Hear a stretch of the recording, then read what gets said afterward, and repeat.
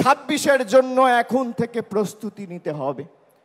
পুরসভায় যারা দায়িত্বে আছেন, পঞ্চায়েতে যারা দায়িত্বে আছেন, তাদের কর্মীদের কথা ভাবতে হবে, নিজের কথা ভাবলে চলবে না।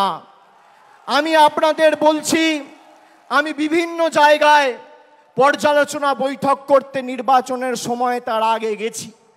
আমি বলেছি যে দল কিন্তু ফলের পর কার কি ভূমিকা ছিল সেটা খতিয়ে দেখবে, পর্যালোচনা করে দেখবে।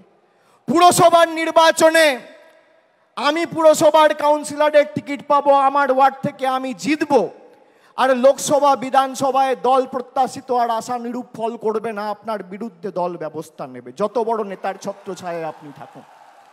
পঞ্চায়েতে আপনি টিকিট পাবেন, আপনি গ্রাম পঞ্চায়েতের প্রধান, উপপ্রধান, আপনি আপনার ভোটে জিতবেন। বিধানসভা লোকসভায় আপনি ভাববেন মমতা ব্যানার্জি এসে একটা মিটিং করবে, অভিষেক ব্যানার্জি এসে একটা মিটিং করবে, প্রার্থী জিতবে। গায়ে গতরে আপনি যে পরিশ্রম আপনার নির্বাচনে করেন, সেই পরিশ্রম প্রত্যেকটা নির্বাচনে করতে হবে। তার কারণ এই লড়াই শুধু মমতা বন্দ্যোপাধ্যায়ের আর তৃণমূল সৈনিকদের নয়, এটা বাংলার 10 কোটি মানুষের সম্মানের লড়াই।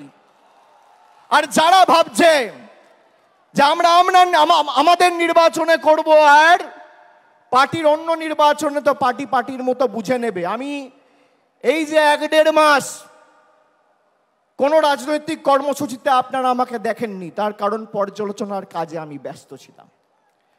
আগামী 3 মাসের মধ্যে এর ফল আপনারা দেখবেন, 3 মাসের মধ্যে।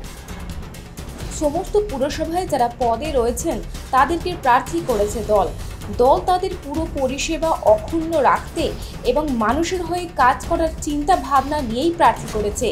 যদি দল দেখে এবং মনে করে যে তারা এই দায়িত্ব ঠিকমতো সামলাতে পারছেন না, তাহলে দল তাদেরকে পদ থেকে সরিয়ে দিতে পারে, এমনকি কাউন্সিলর হিসেবে আর টিকিট না দিতে পারে। 21শে জুলাইয়ের মঞ্চে অভিষেক বন্দ্যোপাধ্যায়ের হেন নিদানের পরিপ্রেক্ষিতে এমনই প্রতিক্রিয়া জানালেন রাজ্যের মন্ত্রী তথা কলকাতা পৌরসভার মেয়র ফিরহাদ হাকিম। অভিষেক বন্দ্যোপাধ্যায় বললেন যে কাউন্সিলরদের বিরুদ্ধে ব্যবস্থা হতে পারে, তাদেরকে কি ড্রপ করে দেওয়া হতে পারে?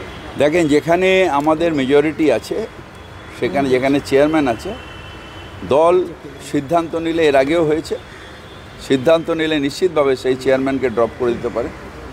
কাউন্সিলরদের যে কাজগুলো দেওয়া আছে সেগুলোর থেকে তাদের অবহিতি দিতে পারে। দল ইচ্ছে করলে সব কিছু করতে পারে। যে অন্যায় করবে দল তার বিরুদ্ধে যাবে।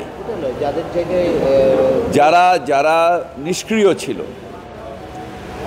যারা ভেবেছিল যে আমার ইলেকশনটা আমার ইলেকশন আর অন্য ইলেকশনটা আমার ইলেকশন নয়, নিশ্চয়ই দলের তার বিরুদ্ধে ব্যবস্থা নেওয়া উচিত। সেটা আমি এখান দিয়ে কাউকে টিকিট পাবে না পাবে সেটা প্রেস কনফারেন্স করে বলা যায় না, সেটা পার্টির মিটিংয়ে ঠিক হয়। কিন্তু এমন শুধু কাউন্সিলর না, অনেক জনপ্রতিনিধি আছেন যারা নিজের ইলেকশনের সময় যেভাবে নাবেন সেইভাবে বিধানসভা বা লোকসভায় নাবেন না।